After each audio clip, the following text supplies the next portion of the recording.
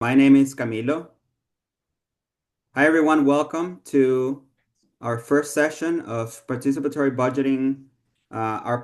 budgeting program. My name is Camilo Mejia. I am the Policy and Advocacy Director at Catalyst Miami and one of several facilitators of the Divest Invest Coalition. Divest Invest Coalition was created in response to the Defund the Police movement following the murder of George Floyd. There was a need for us to be able to communicate with politicians about our needs, the needs of our community, and how we wanted um, for our local elected officials to invest less in militarizing our communities and more in social services and creating opportunities for economic growth for everyone. And that's how Divest Invest was born. We started doing budget analysis back in 2020, inviting people from the county and the city to let us know what the needs were from their departments, and then generating talking points so that we could go with demands, straight from the community, and in collaboration with some departments, from city and county.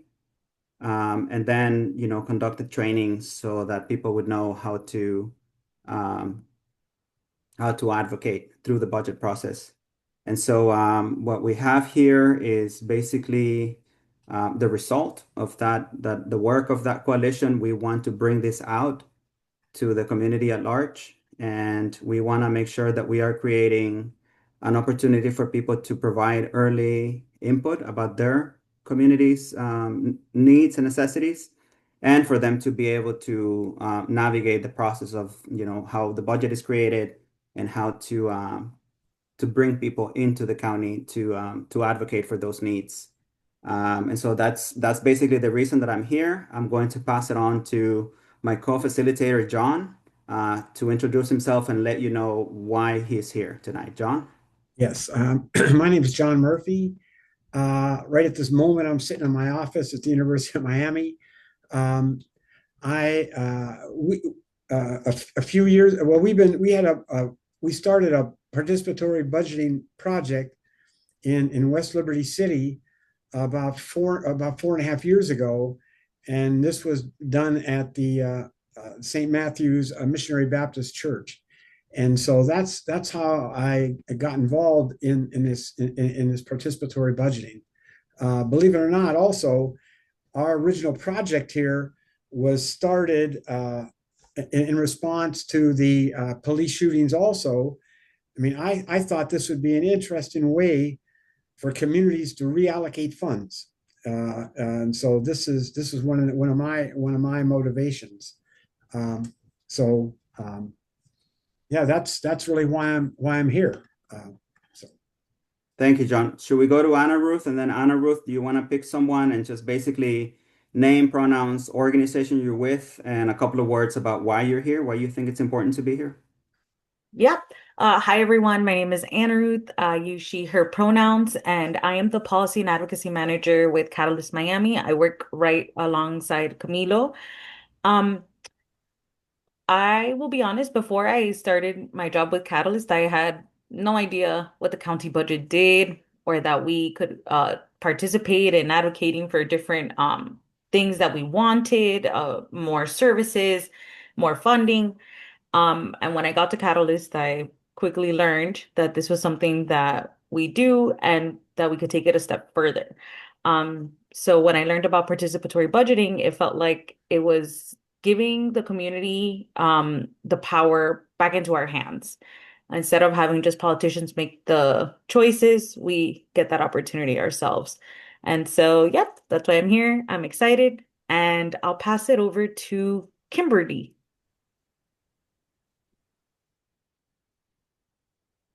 Sorry. I'm Kimberly Cook. I'm just a community member and am excited to find out about it and have been interested in Catalyst for a long time. So thank you. Thank you. so Anna Ruth, maybe you should pick someone else.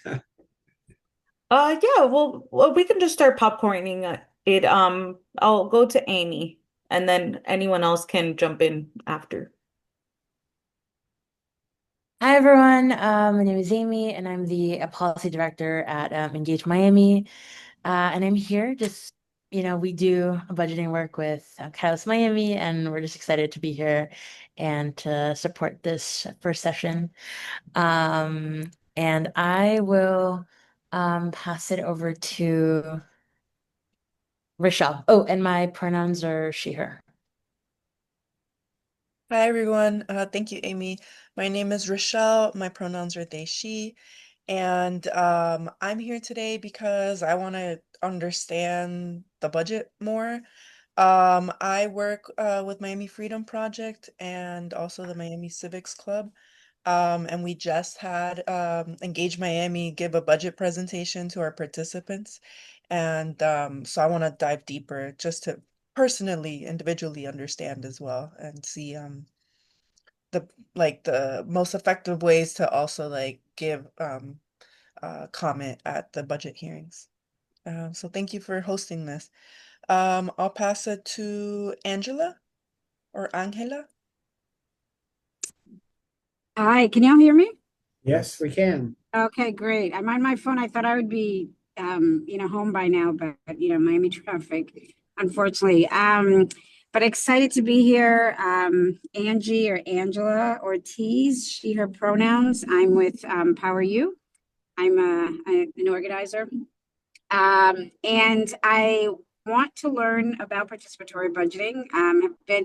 Have been really interested in it for some time, and so I jumped at the opportunity to be able to learn about it in community and definitely here locally in our ecosystem. So I'm happy to be here with y'all. Thank you.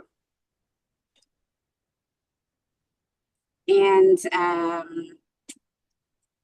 you know what? I like I said, I'm driving, so whoever wants to jump in can jump in next. I can't look at the screen and pick a name person. Hi, Angela.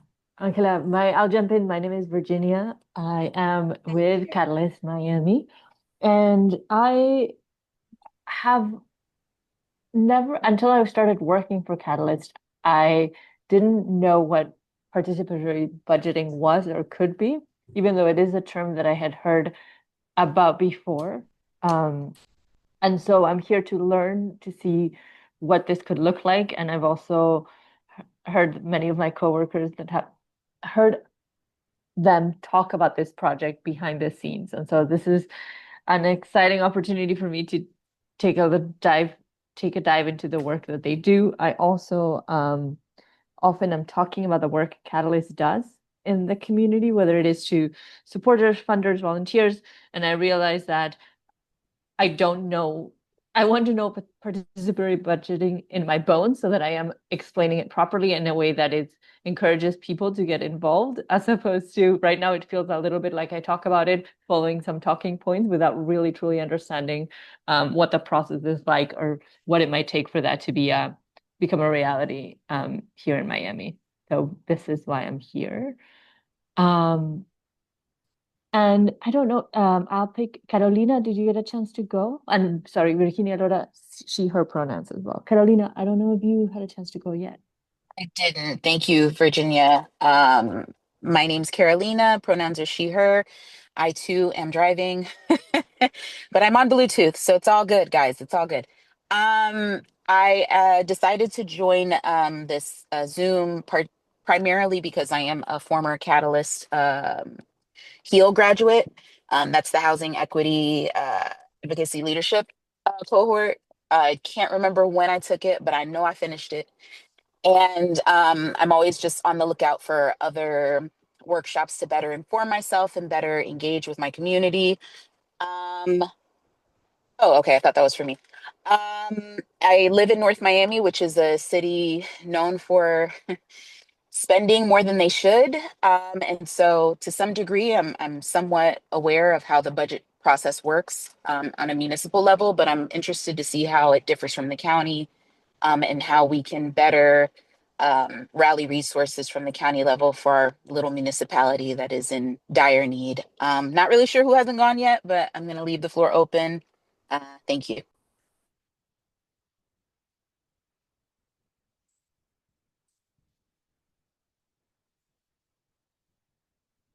Well, we've got Cynthia, I think, hasn't gone. Natalie.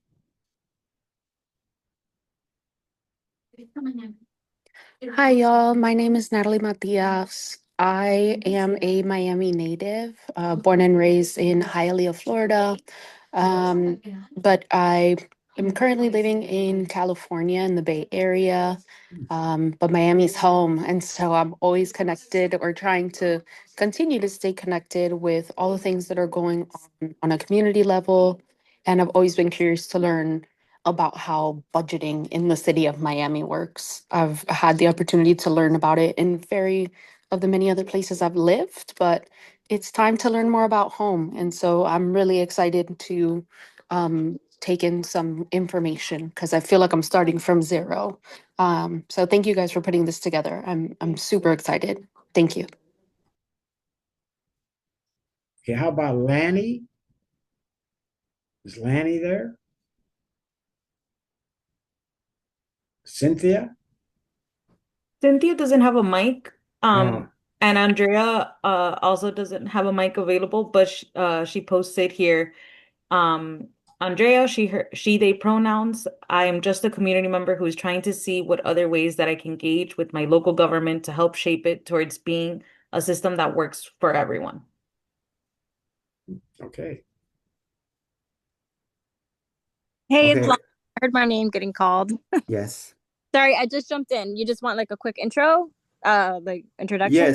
Yes. And what brings you here? If you're with an organization, you can share that as well, and name, pronouns, organization, and what brings you here. Yeah, so Lonnie Picon from Miami. I saw an Instagram post somewhere, and I reserved today. Um, I'm kind of upset with like Miami-Dade Animal Services, so I kind of want to learn more about budgeting and how that works, and how I can like call them out or hold them accountable, or just kind of put a fire to their feet. So just excited to learn. Thank you. You're at the right place. Thanks. All right. Does that bring us to, yeah, Cynthia doesn't have a microphone. Has anyone not gone? Okay, I'll pass it on back to John to say a few words about the spirit of inclusion of our program.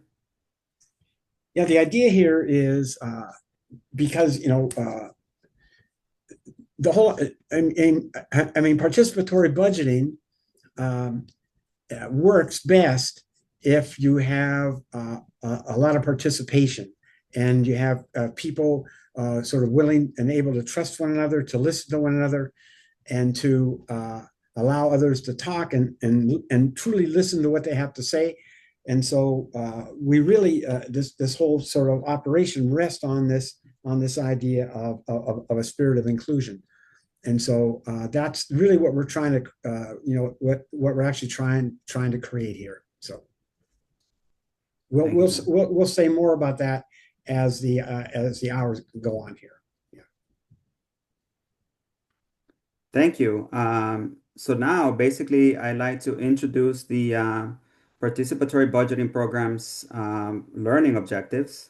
And as you can see in your screen, what we want to do is provide an introduction to budgeting, not necessarily just participatory budgeting, but budgeting in our lives, how we budget, how we create priorities, and how our budget is basically a reflection of our values and what we care about.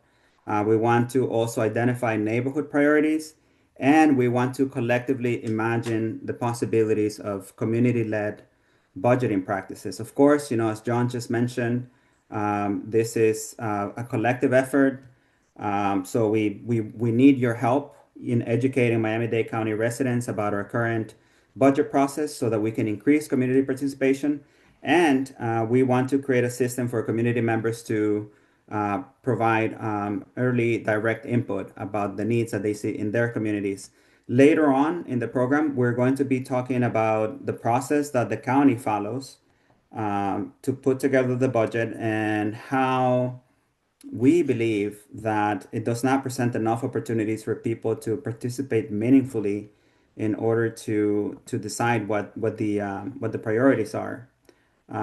Also, our hope is that by the end of this session, we are all able to understand how the current budget process works in Miami-Dade County, and understand how participatory budgeting can be used to better meet the needs of the community through participation in the county process.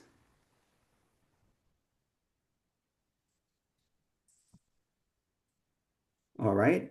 So basically, many of you, from what I've heard in the introduction, um, come from organizations that have a certain culture of inclusion and access and community engagement and participation. What we want is we want to bring this outside of our circles into the greater community. And so when we talk about community agreements, we are talking about a practice that we're all used to doing, but they may not be so used to doing it at a church, right? Or a PTA or a homeowners association or any other entity or institution where they want people to fully participate, but they don't quite know how because they don't have that culture. And so, in order to honor that, but also because we want this to be taken outside of these circles and for the larger community and larger community stakeholders to be able to use this, we have included some community agreements that we would like to co-create. And so if I could get a volunteer to read the first one and explain to us what you think it means and why it's necessary. You may just unmute. I can go ahead and jump in. So again, my name is Natalie Matias, and step up, step back usually is about if you know that sometimes you're a little nervous to speak in public circles or just voice your opinion, it's really encouraging you to step up and speak, share that opinion, share that thought. Meanwhile, sometimes in group settings, you also have the opposite, where some folks are really eager to talk and share their opinion. And it's important that people take some time to reflect on maybe the kind of person that they are and take some time to either step up or step back. So really reading the room and making sure that everyone in the room is comfortable and has an opportunity to share their opinion. Thank you, Natalie. That's excellent. And following up on that, if you're one of the persons who steps back usually, how about you volunteer to read the next one? Anyone, just unmute.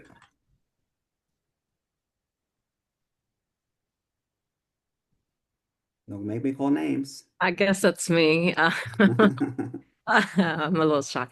I'm Kimberly, and I think we're on one mic, one voice. And I think that for me, that just means that when someone's speaking, everyone is actively listening and processing maybe what they're saying, not just, listening, but hearing, I guess. And one voice at a time, or I think that's what it means to me.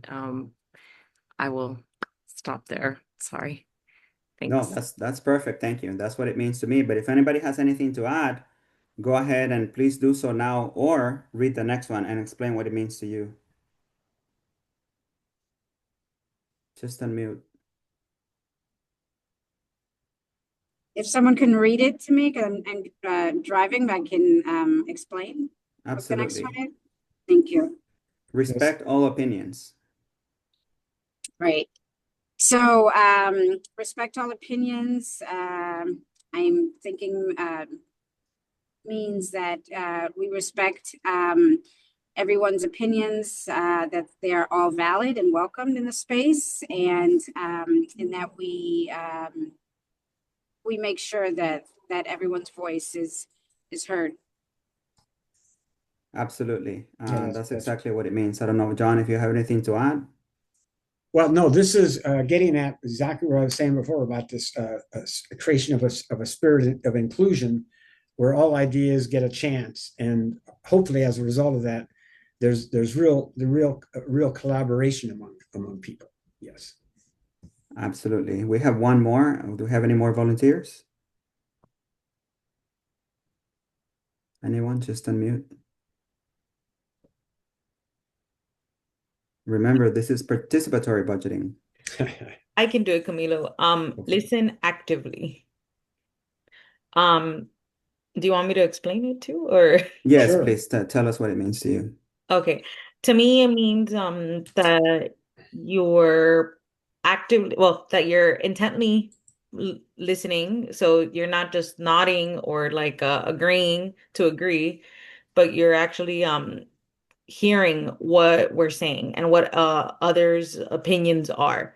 And sometimes they might say something that you agree with, sometimes they might not, but if you're listening actively, you'll definitely be able to differentiate. And Camilo or John, you can add anything else.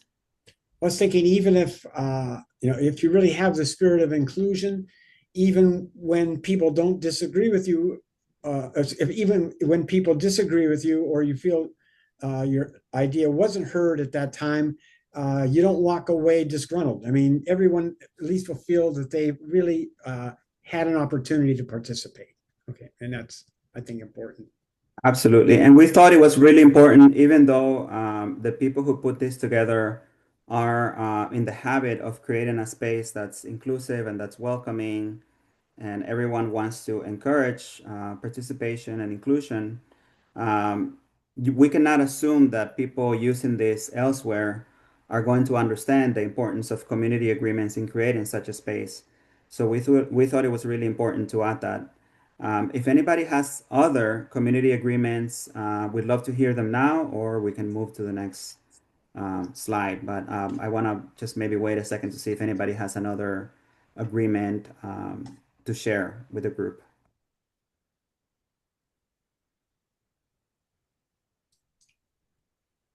All right, moving on. If no one has one, I'd like to add one more thing now. Go ahead, please. Yeah, I mean, what participatory budgeting really does is it really creates a new role for people. I mean, you have to understand, a lot of times people have operated very passively, and with this participatory budgeting, the aim is to encourage sort of widespread participation.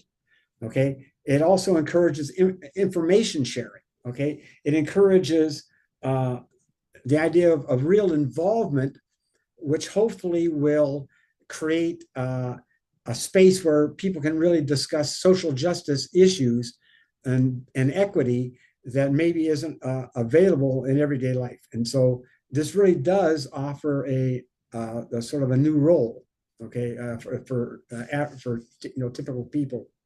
And so we have to recognize that, when we're doing this, a lot of times we're thinking this may seem very new, and so this is what we're trying to operate. There's one other thing I'd like to say about participatory budgeting. There's going to be a movie coming lately in our little thing, or a clip. I guess it's not a real movie, it's a clip. And you're going to see there sort of a full-blown participatory budgeting operation. In Dade County at this time, we don't have that, okay? And you'll see what I'm talking about. And what we have now is sort of opportunities to participate, but we don't have a real participatory budgeting operation. But we're going to still train, we're going to use that term, and we're going to introduce those ideas so you can really appreciate that policy. Through many debates now, the mayor, for instance, is really aware of the idea of participatory budgeting. The Office of Management and Budget has people in there who have done this, are aware of it. So they know about this idea, but we're trying to develop it in a little more widespread manner. That's it for me. I'm sorry. Actually, no, I think you're supposed to walk us through the process of the county's budget, which is the next slide. Okay, I can start that if you like, but please, this is your thing, so make sure you give me. Okay, so what's happening here?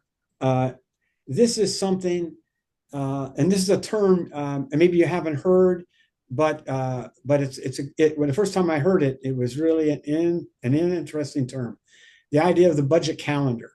Okay, now we're going to talk about that later, also in one of the later sessions. And so this is a sort of a facsimile of the budget calendar. It's not. We're going to get into that exactly. There's some overlap, but there's some things from this that are missing from the budget calendar. But we're actually going to get into that later. But one of the first things that happen is that is you have to begin to start planning the budget. I mean, the county begins to figure out what this budget is going to look like. And so this starts early on in around January and February. We have spring, early summer. And this has to do with the various departments beginning to put together their viewpoint and what they think is going to happen and what costs are going to have, what things are going to change. And so you have these various departments putting together their individualized plans.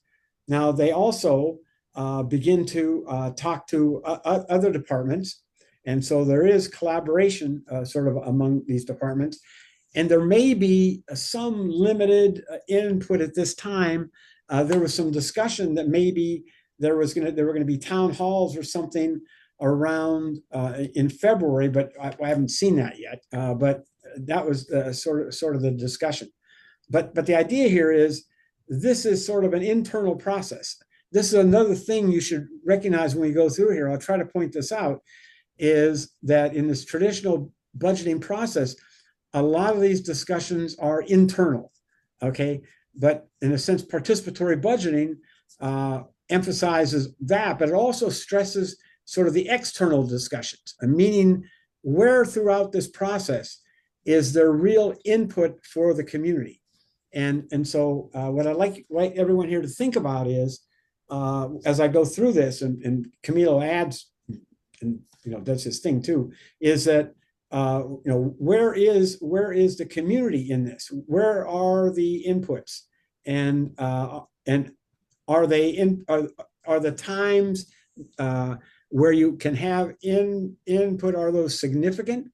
Are there times that are sort of available, to make changes, or is it just sort of superficial? Okay, so as we go through this, just think about this process as putting together this budget and having internal discussions among the various departments and at various administrative levels, and also sort of encouraging sort of external discussions or sort of social facing discussions, and think about whether or not you think those are significant. And in a sense, participatory budgeting really operates on this sort of external level, in a sense, trying to make the budget process a lot more transparent. In a sense, transparent means, I'm not saying that people are trying to be crooks and stuff. I'm just saying, look at most of the discussion that's going on is really internal discussion. How do we open that discussion so that the processes we're going to talk about here have a lot more community in input? Absolutely. Yeah. Would you like to add something, Camilo? Yeah, well, I wanted to make sure that people are following the steps and the timing, which, as John said, is not set in stone. Sometimes it could be a week earlier, a week later. But this internal process that John outlined happens in the spring and early summer. And then after that, when you see steps 2 and 3, property value certification and setting the proposed millage rates, which happens in July, this is basically when the property assessor determines the value of property so that they can levy a tax. And that's how the county gets a lot of the money. And that happens in July. The truth in millage law, it's basically demands that the county, once they make a determination, mails notices to property owners so that they know how much they're going to be charged for their property. Go ahead, Natalie. You have a question? Yes, so to make sure that I'm following, when you say property value certification, that means that they're going to think about how much tax they're going to impose on homeowners slash property or landowners. That's what you mean, right? Yes, but it also means that the value of properties fluctuate, right? You may have bought a home for $300,000, and then 5 years later, it may be $500,000. So on the year when the property value of your home is assessed at $500,000, you're going to pay the millage rate is going to be on $500,000 because that is the value assigned to your particular property. And so this is very important. These steps are very important because that's basically what determines not only how much money the county is going to raise from property taxes, but also how much individual property owners are going to be paying. Um, but if you're not a property owner, if you don't own a home, then you don't get this notice mailed. If you are, then you get that in the mail, and then now you know how much you're going to be paying. But that's basically what gives the county the measure of how much not only how much the values are worth, but also the values of the homes are worth, but also how much taxes they're going to collect per home. So there's, I'm so sorry, guys. So there's like an assessment done by the county to assess property values. Sorry, I just didn't know that that was a thing. Okay. Yes, exactly. Gotcha. Okay, cool. Thank you. And this determines how much money is really available for the budget. In terms of be able to spend, can't spend what you don't have. So in a sense, well, you can, but this determines how much money is going to be available. Right. And then so once they have that, they know how much money they have. They know how much money they're going to allocate to different things, like, for instance, public housing, parks, if they're going to be raises for the county employees, if they're going to be, how much money is going to go into social services and programs, is there going to be money for eviction diversion programs, how much money is there going to be money for people who are dealing with addiction, are there going to be intervention programs, all those things. For that to happen, they have to first know how much money they have, and for them to know how much money they have to assign property values and then levy taxes on those values. And so once they have that, they have these workshops, and you may remember this if you pay attention to the county website, or when the mayor gives her address or sends out a letter. Basically, this usually happens at public libraries, right? And so they have somebody from the Office of Management and the Budget, which is basically the office that's in charge of putting together the county's budget. And then they basically inform people. They give people a snapshot of where the money is going to go. The bigger investments, the bigger pots of money are going to go into this or that or whatever. And people have an opportunity to ask questions, but it's mostly for a clarification to basically to understand what the county has decided. The budget workshops and briefings, mostly that's internal. We haven't had those, I want to say, since Thrive 305, which was, when was that? 2020? 2020, yeah. So 4 years ago. It's very time consuming, very expensive. So I don't think they've done it. But sometimes, organizations can also organize budget workshops. If they have a particular interest, they may invite the mayor or somebody from the Office of Management and the Budget. Like, for instance, the League of Women Voters recently held a budget workshop about investment in women and girls. And there may be other organizations, that invite the county and or the mayor to give budget workshops or briefings about specific investments that there are of interest to their organizations. By and large, that's not very widespread. A lot of people don't participate. There are participation issues, having to do with the timing. Sometimes they're virtual and people don't have access to Zoom or Microsoft Teams and things like that. But anyway, so when it happens usually like around the July, August timeframe, right before the first budget hearing. And the first budget hearing usually happens in early to mid-September. And that's basically the first real opportunity for community members to go to the county and say, we really need you to invest in this particular issue, which could be, preservation of the Everglades. It could be more transit. It could be public library, financing, programs and things like that. What are some of the things that people care about? What are some of the things that people advocate for at budget hearings? If anybody wants to share.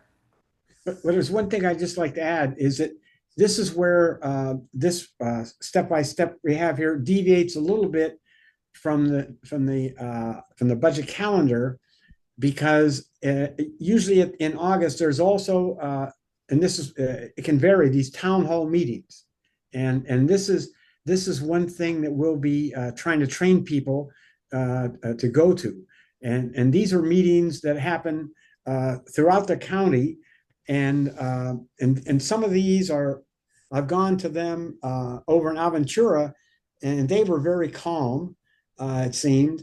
But over the ones that over in West Liberty City were really pretty interesting in terms of people coming there and really questioning the budget process, and questioning and challenging the mayor and challenging the OMB office. And so those happen. I'd say, what, Camilo, would you say about the last week of August or so? Yeah, when they do happen, yeah, absolutely. Yeah, but we'll actually be training you to go to those also, in terms of what, how you can operate in those.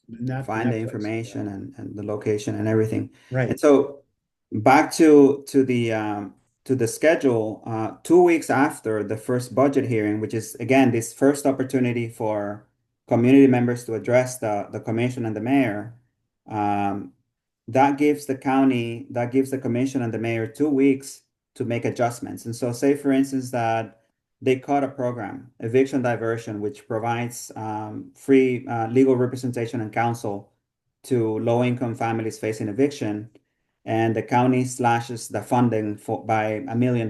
Maybe say it's a $2 million program, and they cut $1 million out of it. This is the opportunity for community members to come before the county commission and the mayor and say, we really need this money to help people. We've had X number of evictions. X percentage of those evictions are illegal. They could have been prevented.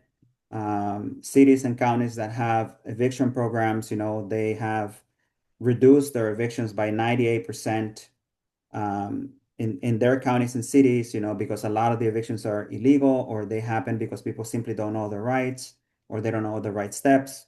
And so 2 weeks go by, and if enough pressure is put on the county, the commission and the mayor, ideally, not always, but ideally, they'll make amends and then come back and say, okay, we found the money. We took money from this department and put it back into the eviction diversion program. And having those two public hearings, back to back with 2 weeks in between, gives the county the opportunity to make adjustments based on direct community input. So these first two public hearings are very important.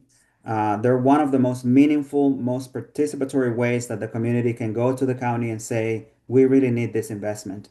Yeah, the only thing, just to remind you, is that these two public hearings, these are mandated by law in terms of Florida. They have to have these. The town hall meetings that I happen to mention in August, those are optional. I mean, so the county has done that, but they don't have to. Okay. Right. So, And so, a question. Yes, go ahead, please. So the public hearings, are they usually or how do I phrase? The first public hearing is usually one meeting in one place for the whole county? Yes. Gotcha. They are. Yeah, they are. The county budget hearings, they're at the county, Stephen P. Clark Government Center downtown. Usually they happen in the afternoon. Parking is free at municipal parking, and they have it at, I believe they start at 6 p.m., right? Yeah, and it could go, late into the evening, because they have to allow people to speak, and sometimes hundreds of people show up. Each person gets 2 minutes. We're going to get into the details of that later on in the program, but yes, they happen at the county. They happen in the evening, so more people can participate. And yeah, both of them happen, 2 weeks apart at the same time at the county. So think about what we said so far. What do you feel about these? Do you think there's enough? There's a lot of sort of internal meetings, but there's external meetings. what do you feel? How do you feel about those? I mean, do you think there's enough of that? And again, when you see the film here, you'll see, what I'm talking, what we're talking about here. I mean, you have these external. You have these 2 budget hearings. That's external. You have the town hall, external, optional, but they've been regularly happening. Whoever is familiar with the budget process, do you think that this is transparent enough? Is it participatory enough? Do people have an idea of how property values are certified? Is this what do people think?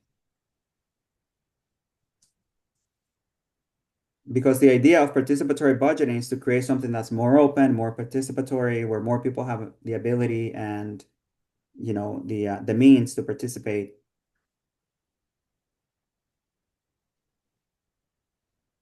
Okay, here's Cynthia saying probably not enough.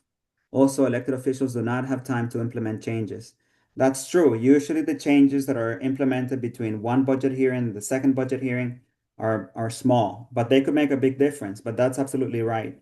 That's not enough time for them to make real adjustments. And no, I had no idea any of this happened, and it's my home county, Natalie. Thank you for sharing that. Absolutely. We personally, I mean, those of us who worked on this program don't think that there's enough participation, and that's one of the main reasons we're doing this tonight. So I don't know, John, if you have anything else. No, I was gonna. What do people think about this being at the tail end of the process? I mean, this is why for me these town halls. Even though it's not much earlier. But these give a little bit more input. I mean, allow, I think, in time for people to reflect. If we did have, I heard these people talking about possibly having maybe some more town halls, maybe in February or March, that would be something important, I think. But I'm just curious what's your knee-jerk what's your reaction when you see that everything's going on mostly internal, and then suddenly at the end, the tail end is when the community's consulted. I just wonder what people think about that. Yeah, so this is Lonnie. I wanted to continue that what you're saying, John. I feel like the public hearings, when they're happening in September, I almost feel like the county's already made up its mind. And to me, I feel like how much of an impact is me showing up to those meetings going to have, where I feel like a lot of these closed door meetings have already happened and deals have already kind of pretty much been solidified. Mm-hmm. Yeah, absolutely. Yeah, we want to increase that. I mean, there's some changes that are made, but we definitely want to increase the changes and the power and control that community members have. I want to read what Andrea said here. She says, I think that it's also not easily acceptable language-wise, not even talking about translation, but it often sounds, for lack of a better word, like lawyer speak. Absolutely. Mm-hmm. These budgets, they're hundreds of pages long. I think one of them that we were looking into was like 800 or 700 pages.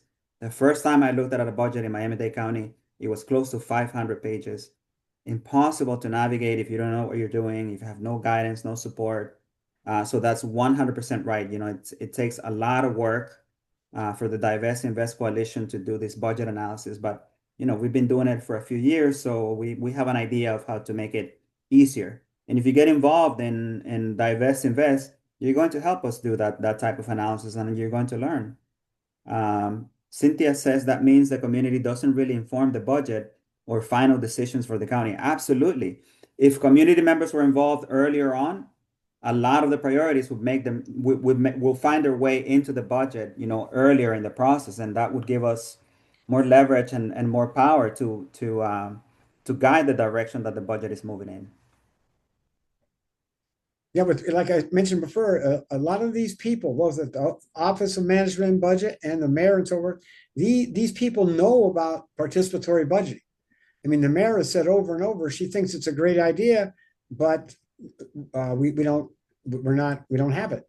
So, I mean, the part of the training here, and this is going to go on in later sessions, is how do you begin to talk to your neighbors, and how do you begin to talk to others, and demand more information that's accessible to you. I mean, it can be. This isn't like magic, but these guys have created this image that it is, So are there, in addition to participating, are there ways for you, regular people, to demand more information that's accessible?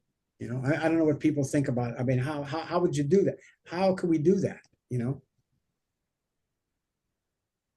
We have a few more comments here that I want to read, and then we probably should go to the next slide. But I wanted to say that town halls are not very accessible location-wise, absolutely. 3 places that don't even take into account the southern and western portions of the county. That's a huge issue. It doesn't seem like my opinion would matter, says Natalie, almost like folks feel they know better than me, and that's because they don't include me. 100% with you there. Do new elected officials understand the budget, or do they rely on a county attorney? They have a whole department that guides the budget process, and they also have staff that helps them. And yes, the county attorney the county attorney basically vets everything to make sure that there's nothing illegal or self-incriminating. I've seen that. But yes, they do have a lot of support. They're not experts on budgets, but they have their priorities and they have their agendas. And between that and the support that they have, they're able to they have a lot of power basically to change the budget and make decisions. So we're gonna get into that later on, but we probably should go to the next slide. Okay, so when you think about your own budget, right? And say you make, to keep it simple, you make $1,000 a month and you have to pay rent and you have to pay for transportation to get to work or school or pick up your kids or go grocery shopping. You have to pay for electricity. You have to pay for water. You have to pay for medical. And so you are supposed to be able to prioritize. For instance, you wouldn't leave rent last, because if you do and you don't pay the rent and you use the money on something else, then you're not going to have a roof over your head. So that's a priority. You may want to prioritize food, especially if you have kids or elderly living with you, because you want to make sure that they're healthy and that they're properly fed. If you need to get from point A to point B to go to work, to go to school, etc., you're going to prioritize transportation, right? And so we basically want to get you to start thinking about your own priorities and how you use your money in order to understand how the county is using our money, right? Because this is money that we generate, and how they break down the main areas of the main departments where the money goes. So this is an overview of the offices and departments. We have the constitutional offices. Things have changed since last year. We used to not have a sheriff. Now we have a sheriff. The sheriff does not answer to the mayor, not anymore. The director of police did answer to the mayor. Now the sheriff is an elected official and does not respond to the mayor, but answers only to the governor. That's a constitutional office. They get a lot of money. That includes corrections and other programs within the county. That includes the clerk, the controller, the tax collector. We were talking about the tax collector, election supervisors. These are all very, very, very important positions. They're all elected, and property appraiser. For public safety, under public safety, you have police and sheriff. I'm not sure how things have changed in that regard since we have a sheriff now, but fire rescue and corrections, transportation and infrastructure. That's the umbrella for transit, public works, aviation, and the seaport. Community services. This is the community-facing agencies and departments of the county. So housing, human services, parks, libraries, animal services. Somebody was talking about when people need assistance, with their rent, for instance, they need emergency rental assistance or help with their utility. Maybe not anymore because Trump cut that program. It's called LIHEAP. But this is the department, the umbrella under which all those community-facing services and programs fall. It's community services, again, housing, human services, parks, library, and animal services. Then you have utilities and environmental. That's water and sewer and solid waste management. Regulatory, economic, that's zoning, planning, economic development. And then you have central oversight, which is, we were talking about the Office of Management and the Budget, Office of Policy and Budgetary Affairs, and that's about it. So those are basically the main offices of departments that the count, when they put together the county, that's where the money mostly goes. I don't know if anybody has any questions on that, or John, if you have anything to add. No, I mean, these, what you're going to see when we get to the next slide, we deal with where the money's actually going. These are sort of broad categories, and they'll overlap with some of the stuff that's going to happen in the next slide. So you may think they don't exactly coincide, but you'll see when we explain some of this. That's all. All right, next slide.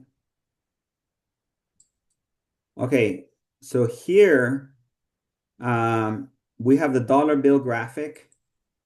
So if you think about the, if you remember the main offices and departments that we were talking about, they're all represented in this dollar bill, right? So for instance, public safety, out of every dollar the county gets through the budget process, 19 cents go to public safety.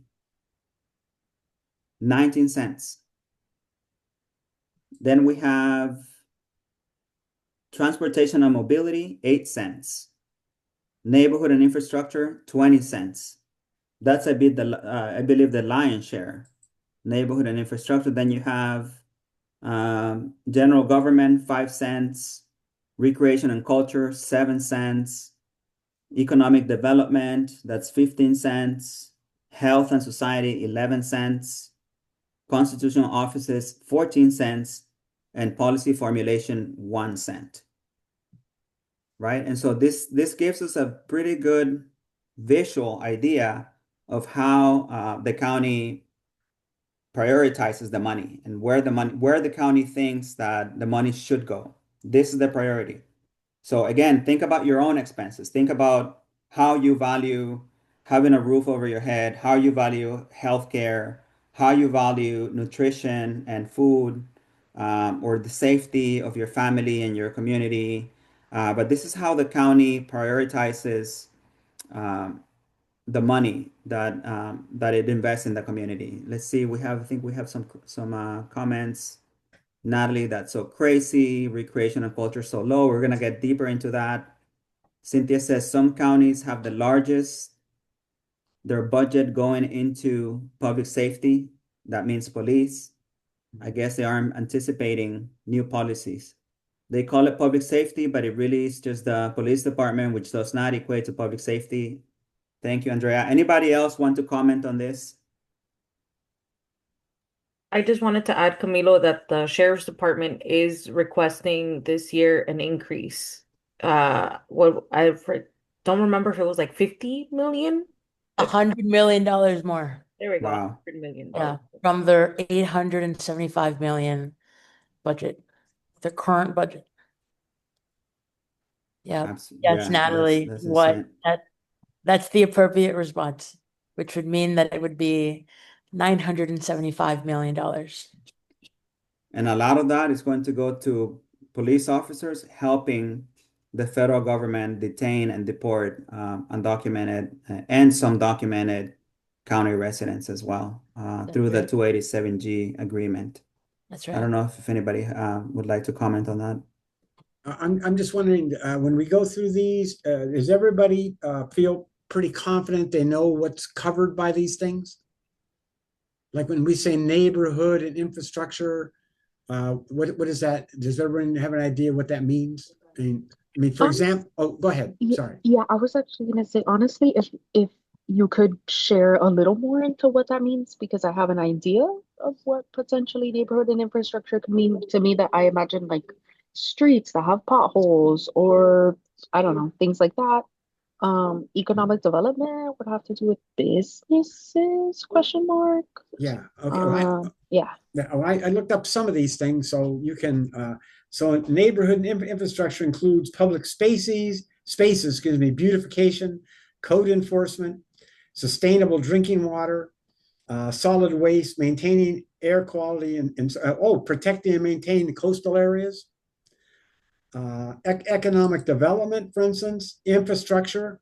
The big ones there are airport, seaport, promoting diverse industries, job training, supporting small business. Health and society, this is where you deal with homelessness, combating hunger, substance abuse and prevention, affordable housing, family child care support and so forth, support for the elderly, policy formation. Well, this is sort of vague, honestly, but it's a research and guidance. They say review of fiscal operations, developing evidence-based policy, support of CBOs, that's interesting, and prepare legislative items. General government and transportation. Transportation is where you get into, as you can imagine, public transit, bus and metro rail, road maintenance and improvements, traffic management, bikeways, sidewalks. General government, what I found was simply, it's like the big administrative and supportive framework, whatever that means. I'm not sure. but do you have a little better idea now what some of these things mean? Does that make you feel better? I mean, you can. Definitely, thank you. Okay, yeah. Oh, can we go to the slide before? Anna Ruth, just for a second. Yeah. Let me, oh, there we go. Okay, so that's some of the things that that John was talking about. So constitutional offices, public safety, transportation and infrastructure. So if we go back to the dollar bill.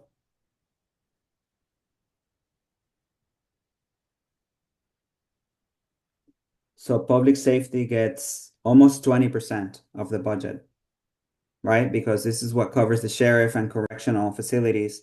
Go back one more time, Anna Ruth, please. Yeah, sorry. I don't know if everyone can see the bottom thing. Sorry. No, I couldn't. Yeah, Okay. can you move it up a little bit? Oh. Like, Yeah, there it is. Yeah.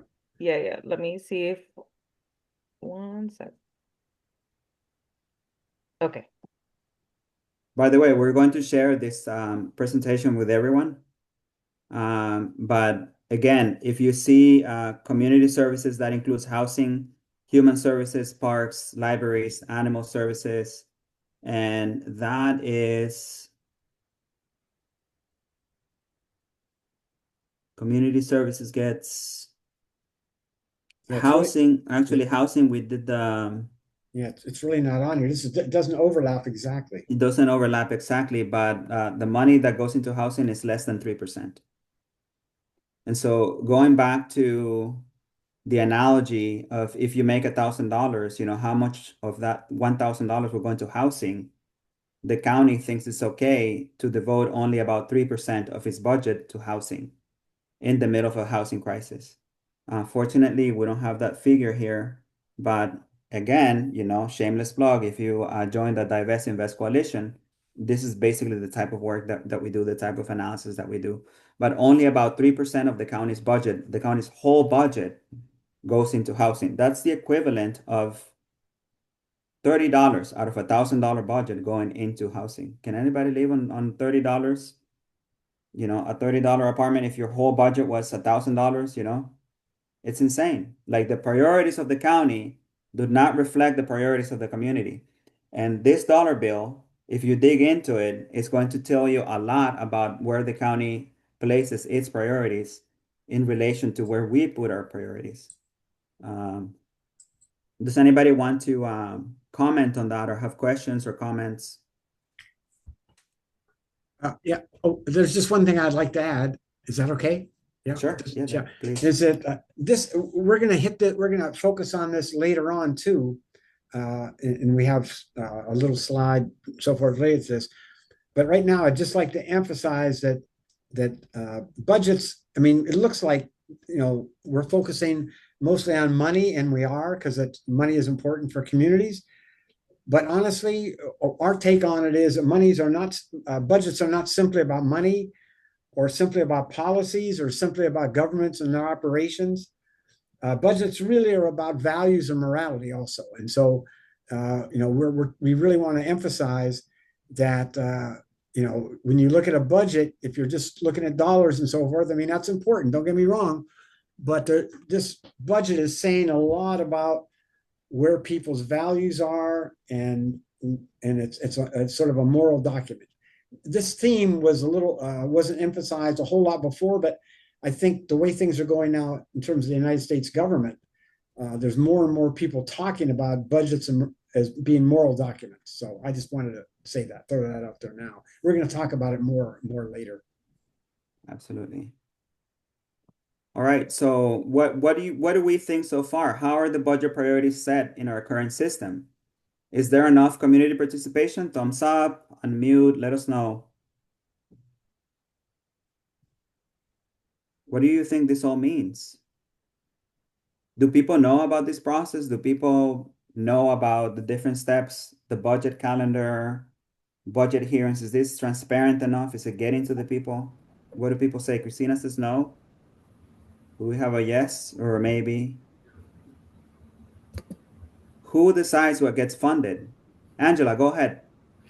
Yeah, I just I'm thinking about what John said about it being, the budget being a moral contract, and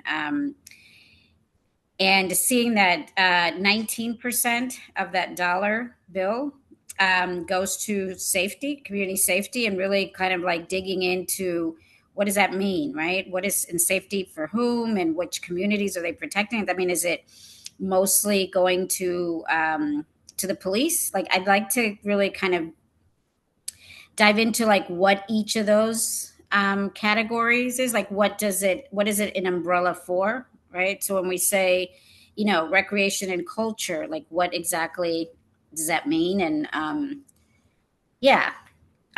just to really get an understanding, because then, like, really, who does this dollar bill really is serving, right?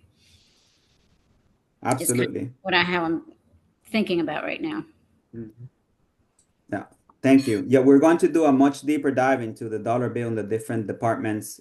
Angela, go ahead.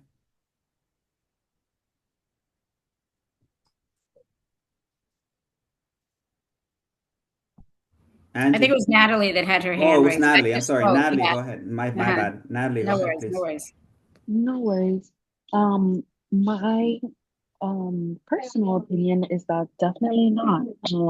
Community members need to be more involved in this process. They need to be more transparent. They need to be involved for as early as possible. As soon as the county starts thinking about, oh, okay, you guys, it's budget time again, like we're gonna have to do it again. At that point, they literally need to reach out to the community. And sorry, I am in a hospital caring for a loved one. But essentially, it's really, really important, I think, for community members to have a say in this process.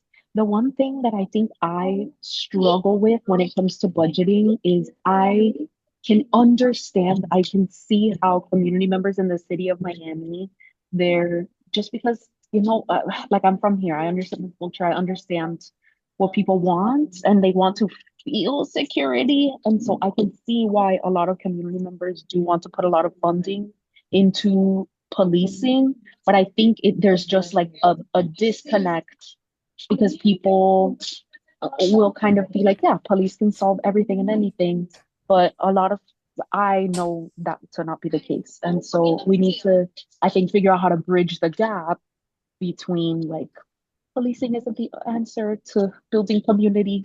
And so, and then sharing that through this participatory design budgeting process would be incredible. So working in a kind of coalition like this is really cool.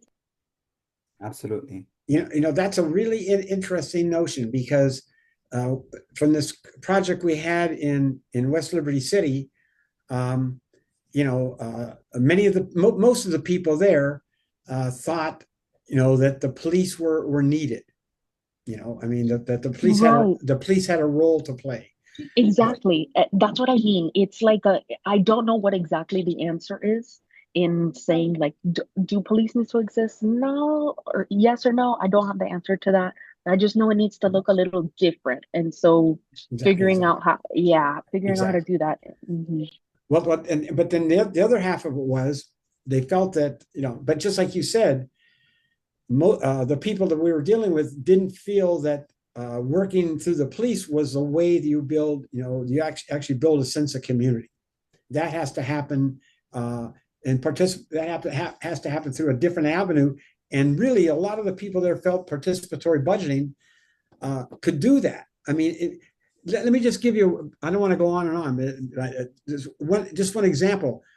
When I went over to that church there over in St. Matthews, and we started the process, there were a lot of people there that were very sort of passive. And as things went on, and people started learning more about these things and beginning to interact together, build a sense of sort of camaraderie and all this, it really changed everything in terms of people feeling they could go to these meetings. Now, there was a lot of disappointment also because, when they went to some of these meetings, they saw what these commissioners were doing and so forth. But there was a sense of almost empowerment, where people felt that they could really do something. So I've seen this happen, and so I think participatory budgeting could be a way to help really build a sense of community. Just to clarify, Andrea says, but also municipal governments. It's also strange because there's a city of Miami budget, which is separate from the county, which is separate from other municipalities like South Miami, Hialeah, Doral, Coral Gables. Absolutely. Those cities, they have their own budgets, many of them. Others rely on county services. There's different types of settings, right? Like some cities, they're able to raise enough funds to have their own police department, for instance. Others don't, and they have to rely on county police. Some have their own library system, like Hialeah, for instance, they have their own library system. Most of them do not, they use county libraries.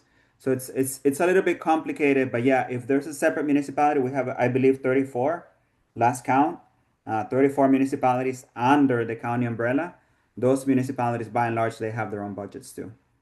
But going back to the discussion, I think part of the issue is who decides what gets funded, because those very same community members who that John was referencing, who support more police in their neighborhoods, they probably would also support more money for schools. Oh yeah. They would support more money for jobs, for job trainings. I was at a park, Gwen Margolis Park, yesterday. We were doing a climate walk and talk, and the police officer was saying that crime had decreased tremendously since they installed lights in the park. Because when they don't have lights, all kinds of illegal activity takes place at the park, and that increases the rate of crime and lowers public safety. And so something as simple as a community going to the county and saying, hey, we need money for lights, we need our parks to be lit, that could make a huge difference, right? Or, pedestrian infrastructure can save children's lives, elderly people with disabilities that don't get to the other side as quickly. Community members can go in there and say, these are the needs of the community. We're getting a lot of kids run over because there's no pedestrian lights, there's no crossovers. But if we don't create spaces for people to be able to have those discussions, then it's going to be really difficult for those priorities to make find their way into the county budget. And so it's going to be really difficult for the priorities of the budget to reflect the community priorities. I don't know if anybody has any comments on that, or John, do you have anything to add? No, I was just thinking if people just think back to the earlier slide, and when community involvement was invited, and how late in the process was it? I mean, then gives you a pretty clear example of who's setting the priorities and who's doing these things. But again, I'll just mention one last example. Again, I don't want to talk on and on. Is that in West Liberty City, we did a little. The group that was involved in this participatory budgeting felt that the sidewalks weren't repaired, the bus stops weren't repaired, And these were things that we cited as the priorities, and then went to these meetings and talked about it. Some of these things were fixed, but it was through a different way, and we can talk about that later. I mean, we actually did get some things fixed, but yeah.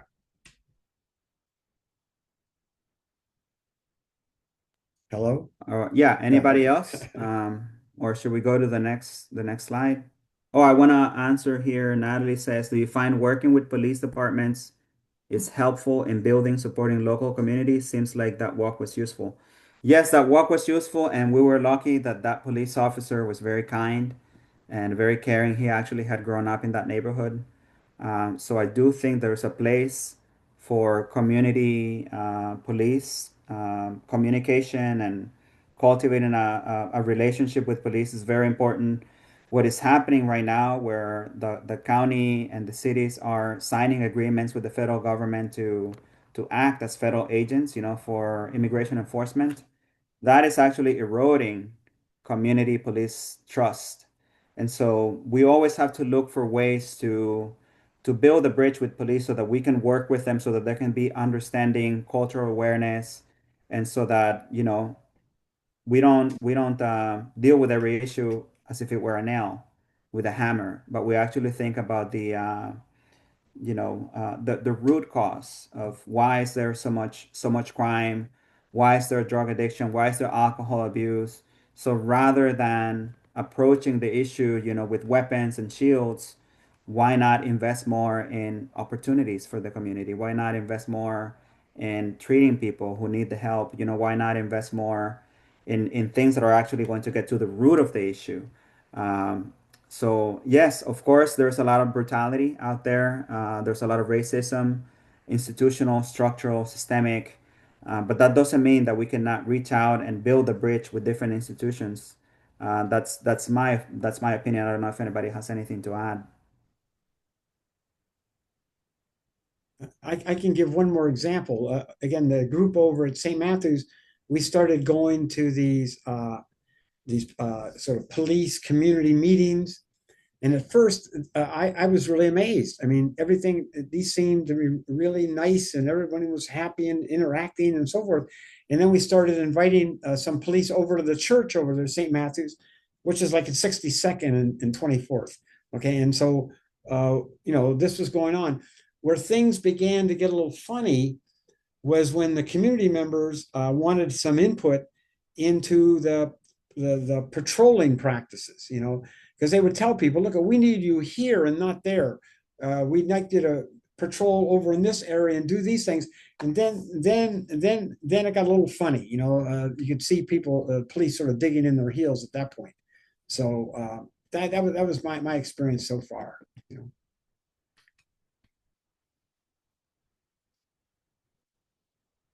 Okay, I think we can go to the next slide unless we have anybody else. Or Anna Ruth, do we have any more comments or questions in the chat? Nope. I think you've been answering them pretty well.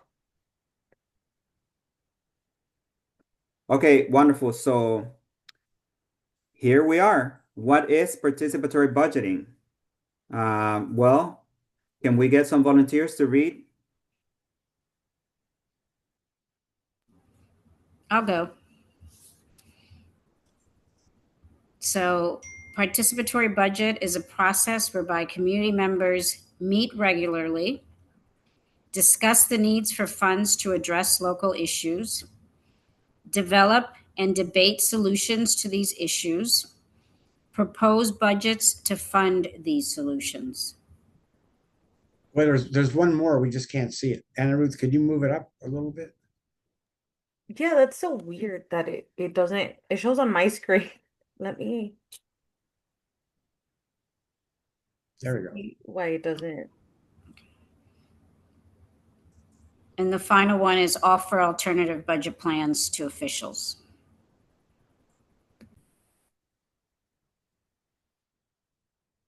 So clearly, participatory budgeting is not going to happen in this session. Participatory budgeting is a process, right? It's not a class. It's not a teaching.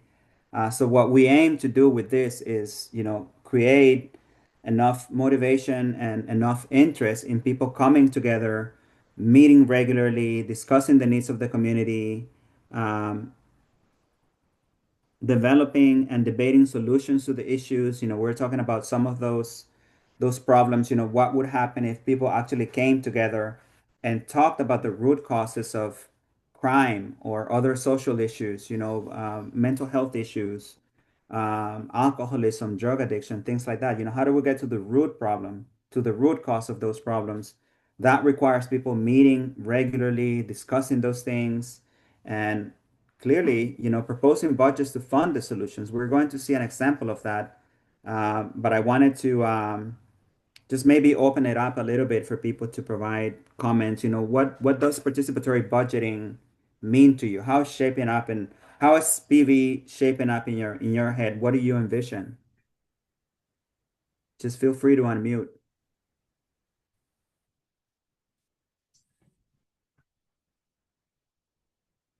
I mean, what do you think it means to meet regularly?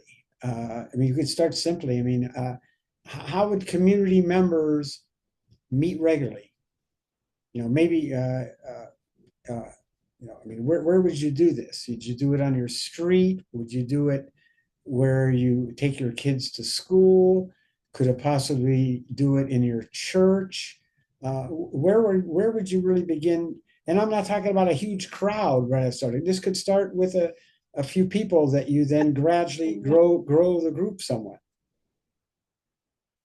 You could also mean tools for people to better understand, how the budget works, right, Amy?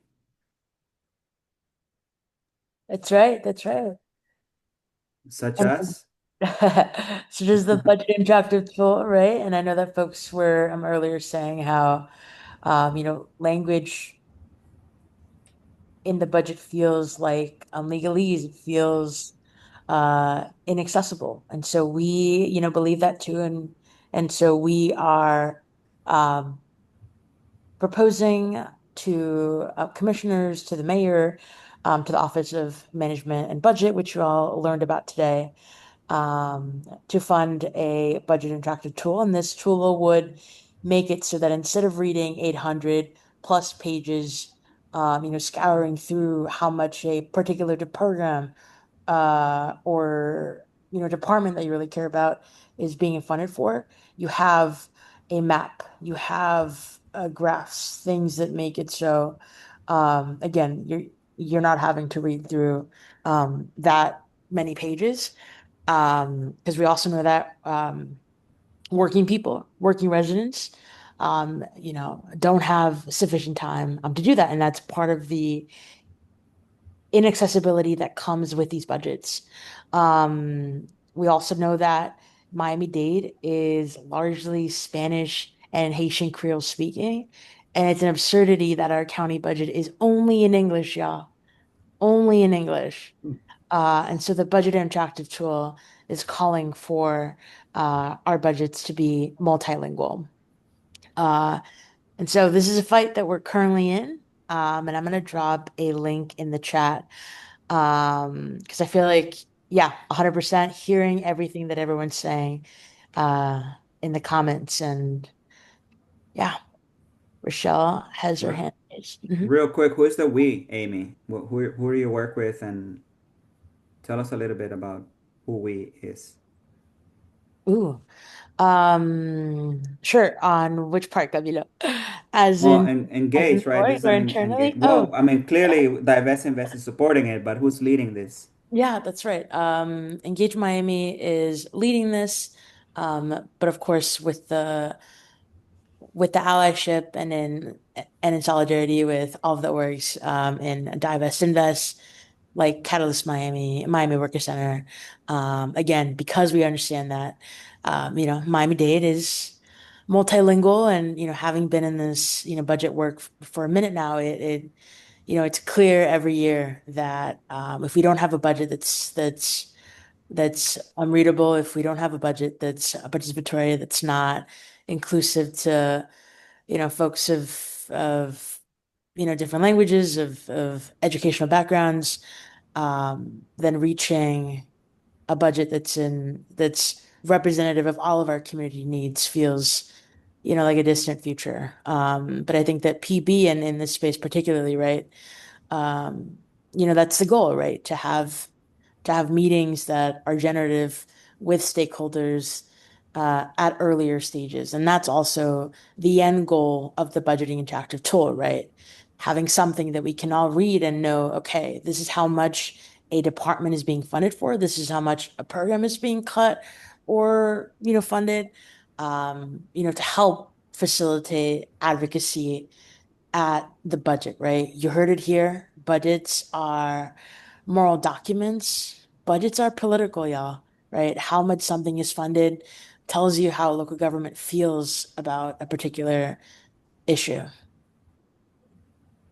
Thank you, Amy. And before we go to Rochelle, I just want to give you a little trailer of what's coming. Amy is actually going to be facilitating along with Anna Ruth the next session.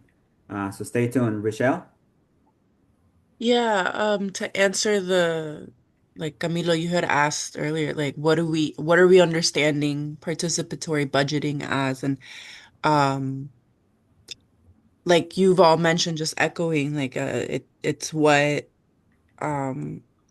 well, it's values based, I think. It's people centered. I feel like as it is right now, it's very focused on numbers and dollars and not on the people that it impacts day to day.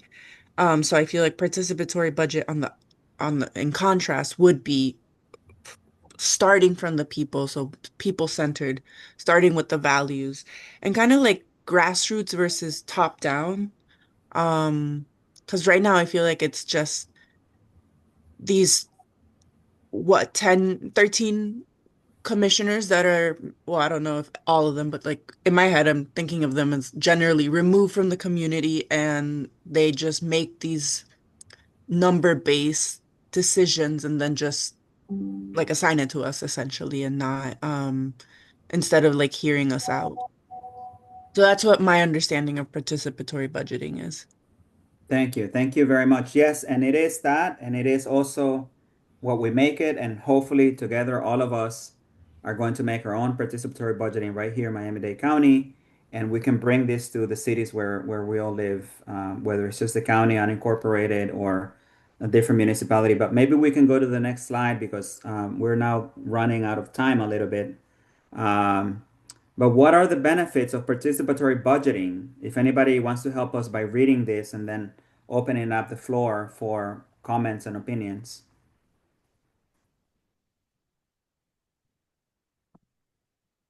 I can read it. What are the benefits of participatory budgeting? Capacity building, learning about the budget, shifting budget priorities, expanding participation, developing a sense of community and solidarity, establishing a sense of control, empowerment, efficacy, and addressing issues of social justice, fairness, and trust. Absolutely. And we're going to now we're going to have a time to give comments on this, but we're going to actually watch a little clip that John mentioned earlier about what participatory budgeting looks like in other parts of the US. And again, it's not 100% what we want to do here, but it's, we want to create our own process, and we want you to see what that looks like in other areas of the US. Yeah, let me just stop and reshare just so I can make sure that I put the sound. Okay. Sorry, friends. No worries. There we go. Okay.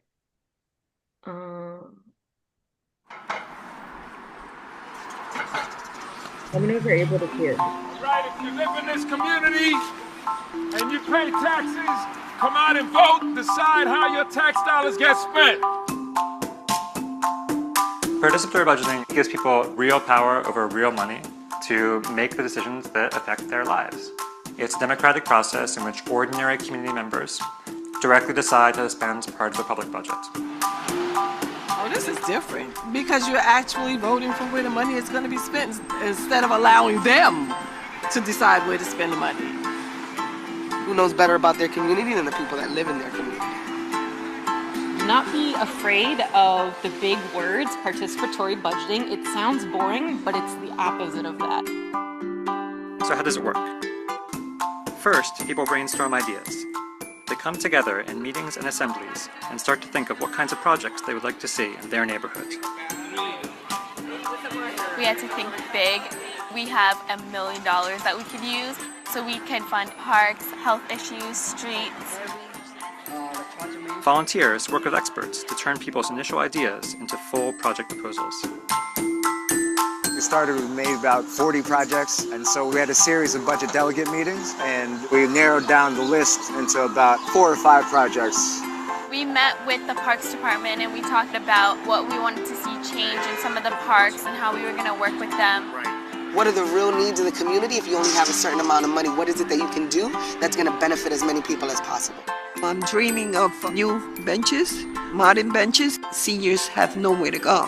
Displays at bus shelters throughout the district, and it will tell people when the next bus is due to arrive. We're asking for a projector and 30 Mac laptops. State-of-the-art teen fitness center. To put solar panels on a firehouse. After volunteers share the top projects, the community gets ready to vote. It's a way of validating every voice in our community and saying, you know what, whatever your position is, you live in our community, you have a right to decide, and that me as a representative and government should respond and should listen to that voice. Anybody could vote in this process, immigrants, whether you're documented or not, young people that normally don't get to vote. Most people, they don't even know that 16-year-olds can come out here and vote today. Some of them are really surprised. They said, really? I said, yes. They have a voice. The projects with the most votes get funded. The Red Hook Library Community Garden, right here.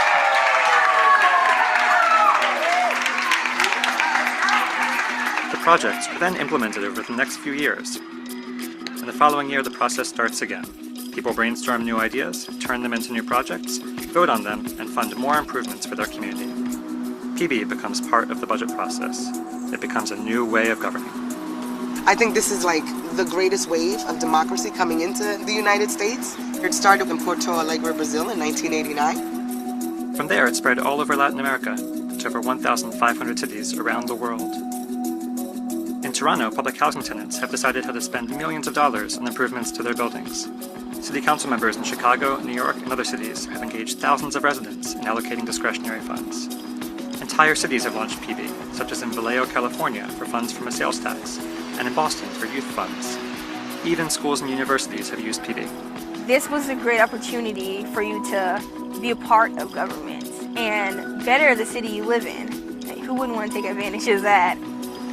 You're creating a more educated platform of voters overall. So I think this can only be good for the big project of democracy.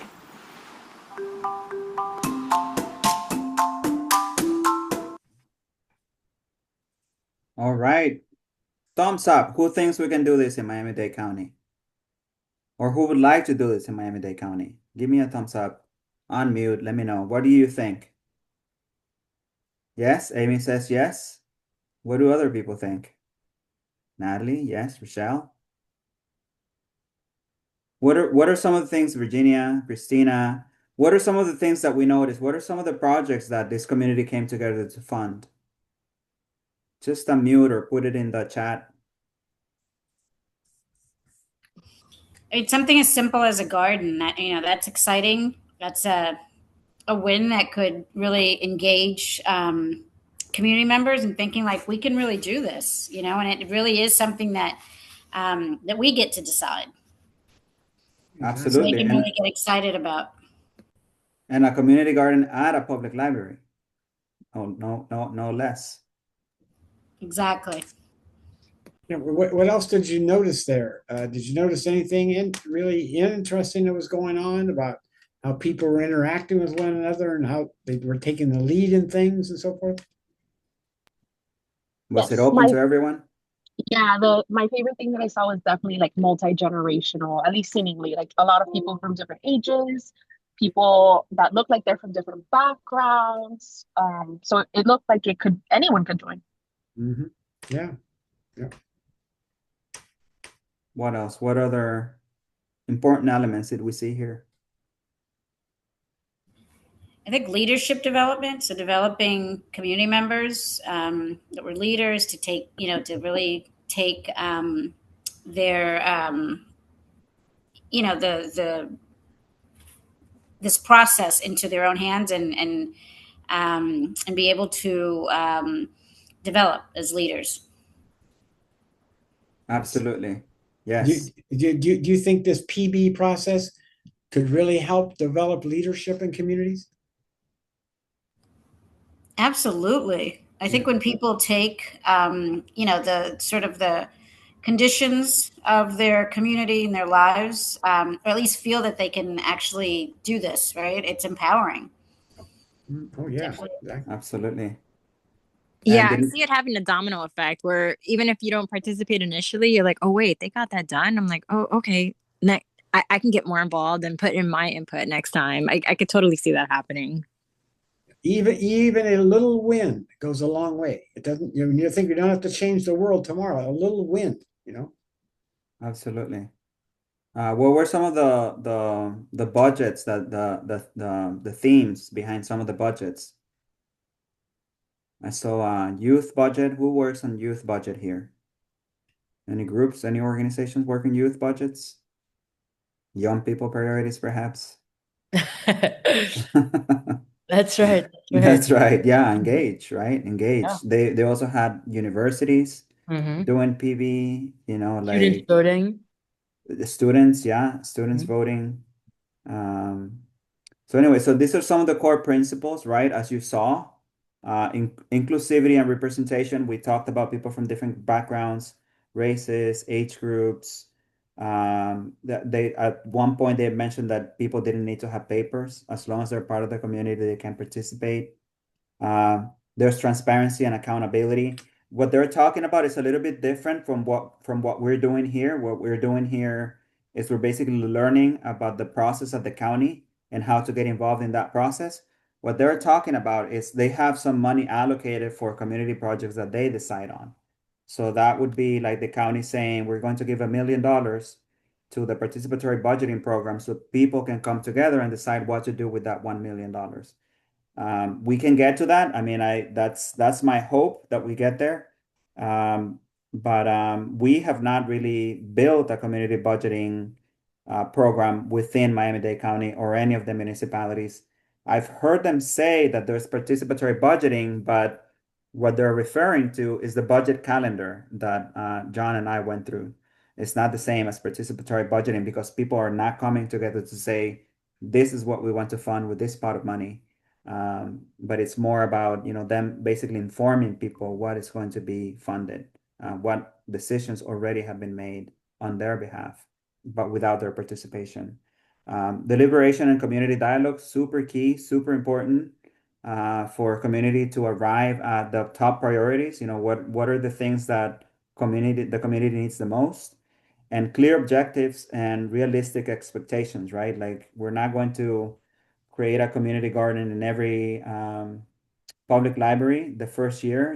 That's maybe something that we can start with one library and then expand if it works, if we show that it works. We're not going to get, 9 billion or 10 billion or 11 billion. We're likely to maybe get 1 million, 1.5 million or something like that once we get there. But, it's important to really have clear objectives and realistic expectations, especially as we get started. But what are some of the other principles that you noticed or that you think should be included in participatory budgeting?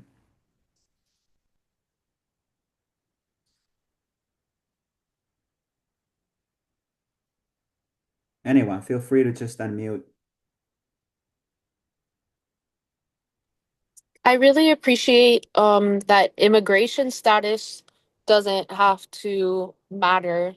As we all know, with all that's going on right now, I can totally imagine someone who lives in the county who might not be documented, who would be like, why would I ever, ever, ever involve myself in this? If one, it's like going to somewhere. I mean, it depends on what the situation is, but if it's like one of the clips that I saw where they went to meet county officials for like the Parks and Rec department, Just putting people in a position where they feel safe, they feel comfortable, no matter what their legal status is, I think is really important in the city of Miami, in the county, like no other place. So I think that's important. Absolutely. Some of the things related to that we may ask for include translation of documents. If you ever been to the county budget hearings, they're in English. You can participate in Spanish, but you cannot hear what's being discussed in Spanish or Haitian Creole, despite the fact that we have a lot of Haitian Creole speakers and Spanish speakers. Go ahead, Natalie. I'm sorry, I just thought of something else also. Something that I find is really effective in my work is paying people for their time. For a lot of community members, they are taking care of families, they're working, they're going to school. And so literally their time is money and valuable. And if the county is looking, well, we know that they're not right now, but we want them to. If the county really wants to hear these people's insights, they need to make it, for lack of a better term, like enticing. Enticing isn't even the word I'm looking for, but I mean, if you are working because you need to put food on the table, it would be helpful if the county provided a meal during participatory budget meetings or, whatever organization is coordinating this. So paying people for their time, providing them food, really making it enjoyable and fun for people to come with their neighbors and get together. Including daycare and things so forth. Yeah. Yeah, absolutely. 100% agree.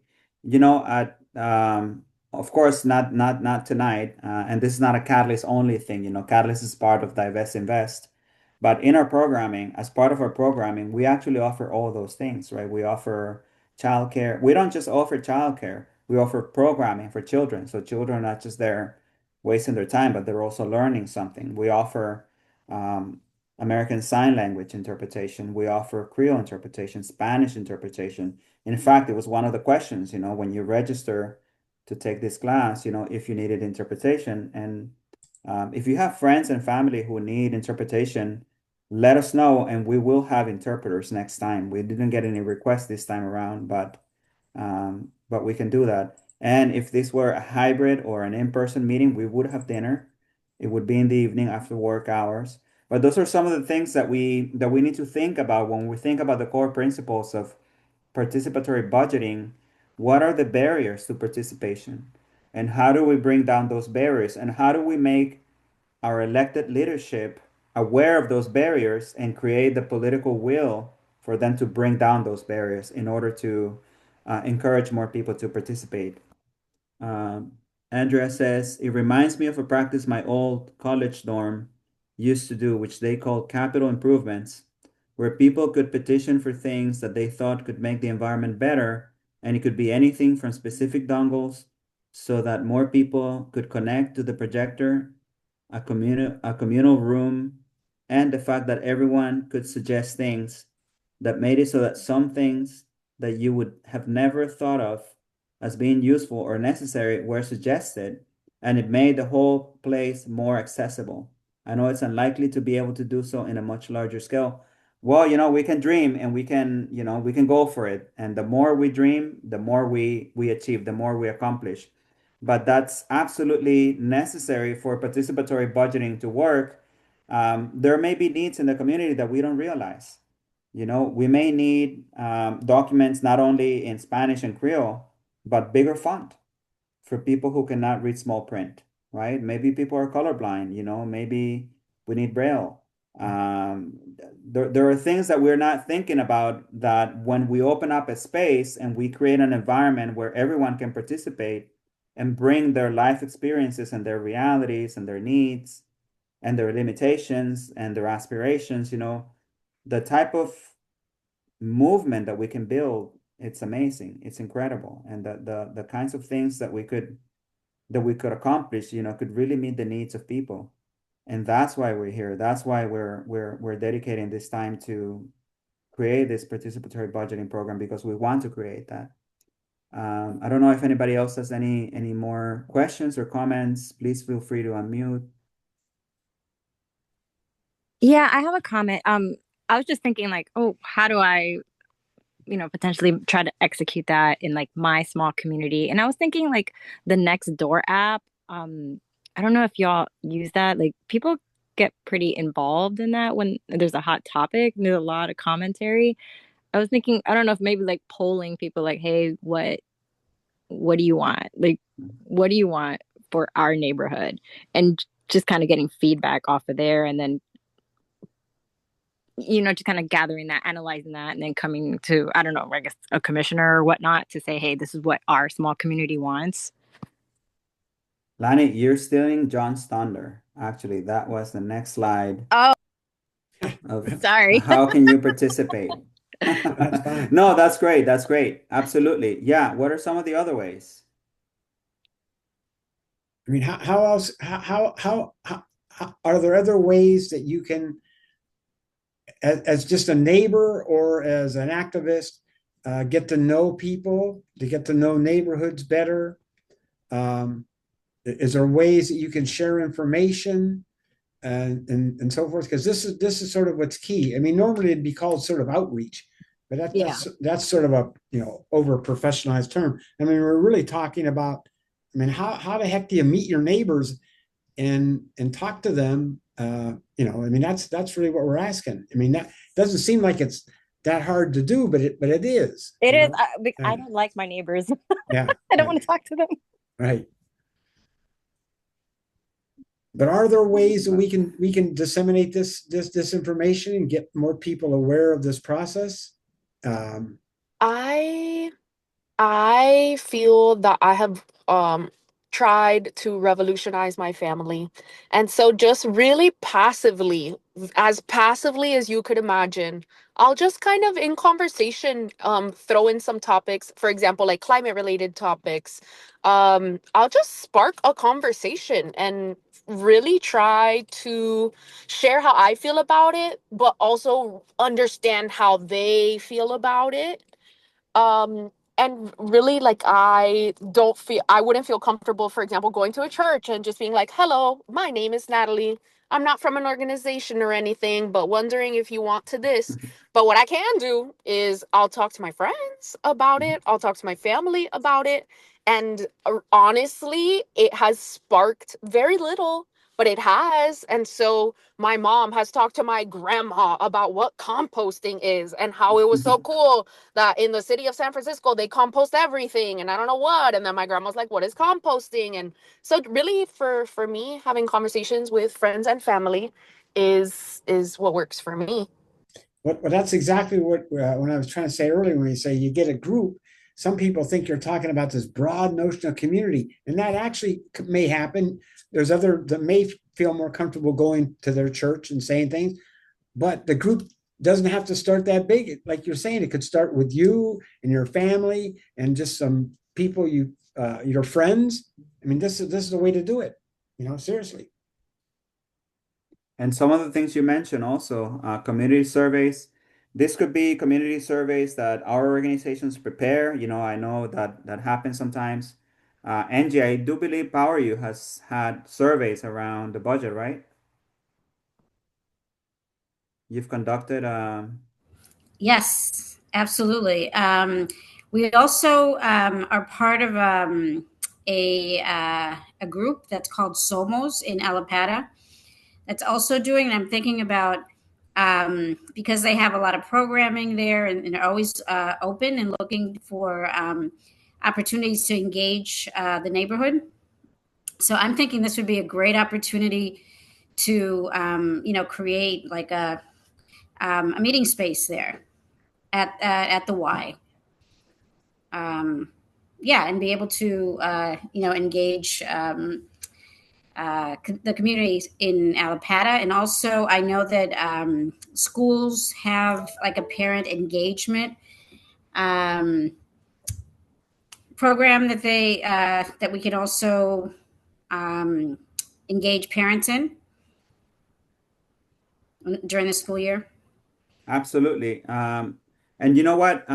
You can send us information about these efforts and we will share them when we send back the video along with the evaluation so that people know about these efforts, because of course we don't want to capitalize everything. There's a lot of really great work being done out there. Amy is talking about young people's budget. They have a survey. Do you want to say a few words about that, Amy? Yeah, so every month we canvass in a different neighborhood in Miami-Dade. So far we've canvassed in Overtown, North Miami, Little Havana, Alapata, and we, knock on doors, we talk to folks at the library, outside grocery stores, wherever people are congregating, we're out there. We have collected over 2,500 surveys, again, on the budget, truly asking residents what they would, where they would like to see investments in. And, similarly to what John was saying, large half of the survey responses have truly been about potholes and street repairs and broken roads and of course uh affordable housing. But that's that's the Young People's Budget Survey. This month, sorry, July, will also be I'm out there in Opelika. Again, I'm collecting budget surveys. Amy, what are the one or two top priorities of young people in Miami-Dade? Yeah. So one, affordable housing, and two, climate. And most surprisingly, I'm coming to the third one, uh, third and fourth being streets, potholes, and economic development.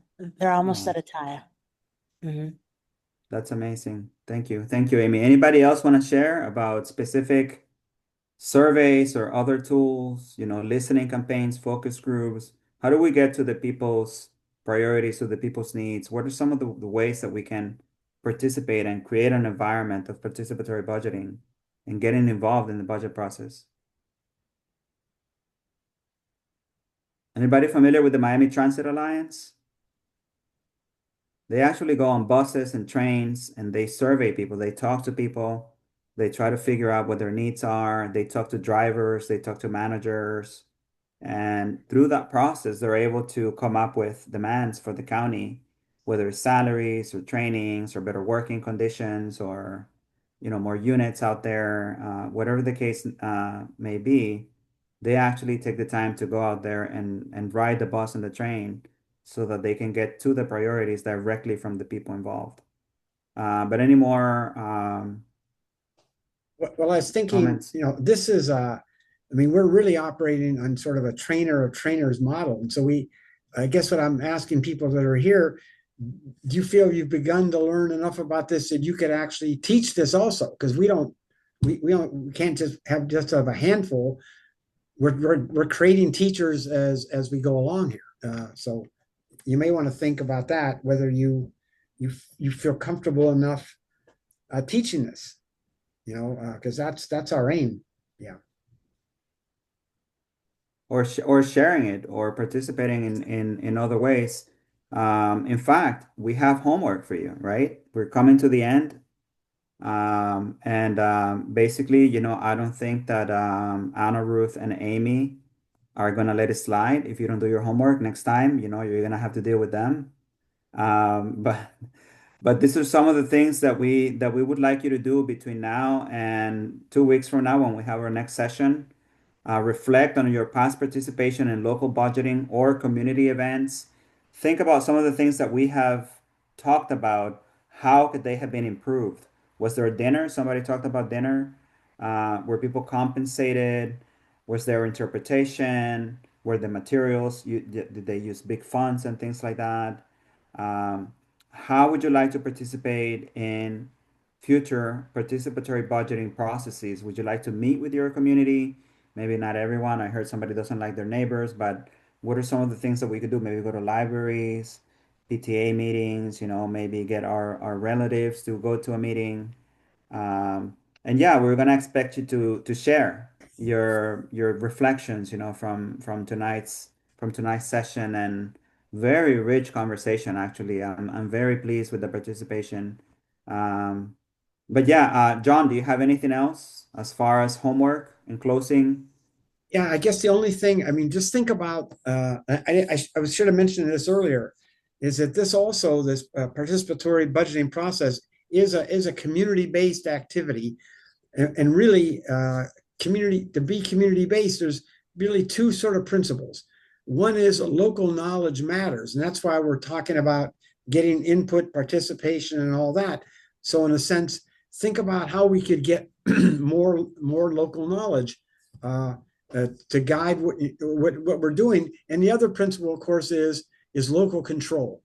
That local people ought to not simply participate, but in the end, what we're looking for is people to really have or feel they can exercise some control over this process, and maybe come up with some ideas of how we could make the budgeting process much more community-based. I mean, not just community situated. That's what we may have now. People are consulted periodically now and then, but how can we actually make it more sort of community-based? So that's all I want to leave, I guess. Thank you, John. Questions and reflections. Also, I don't know if Amy and Anna Ruth have anything for next session, or just questions, reflections. I saw a hand there. I think somebody had a hand. It went down. Let me see. Sure. No? Okay, well, feel free to unmute. We still have 3 minutes.